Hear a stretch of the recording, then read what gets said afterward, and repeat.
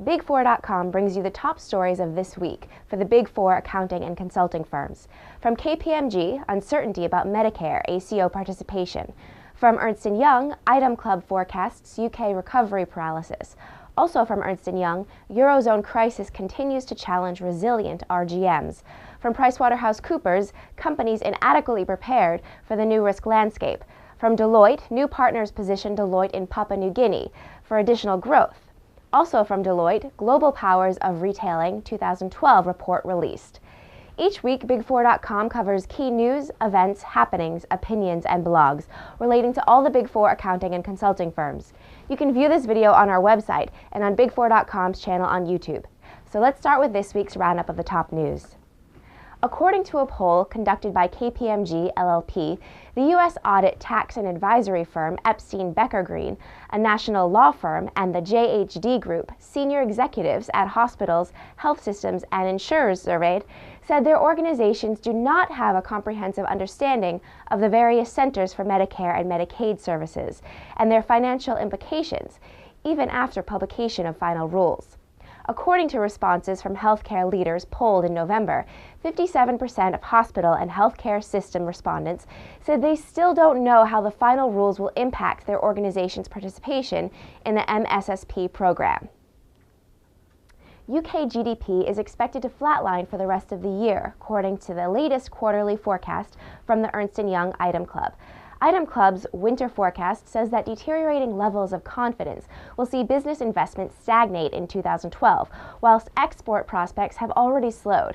According to the report, the UK is probably already in a technical recession and will struggle to reach positive growth until 2013. The report also states the UK's recovery is still heavily dependent on exports.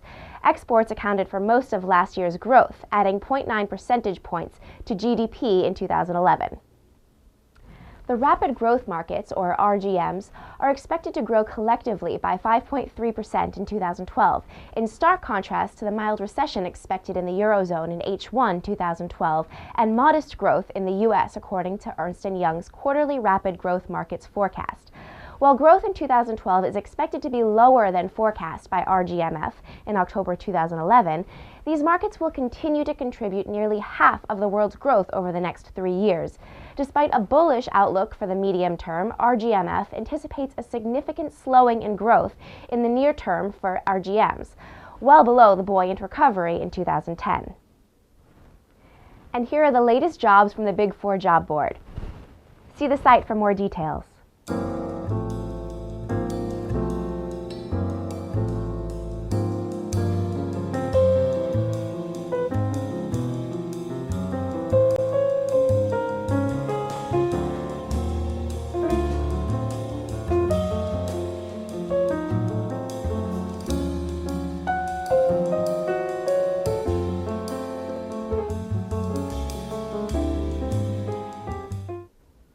A new PricewaterhouseCoopers paper, Black Swans Turn Gray, The Transformation of Risk, stresses that businesses need to be more innovative to achieve wider risk resilience if they are to combat catastrophic black swan events, such as terrorist attacks, tsunamis, or major oil spills.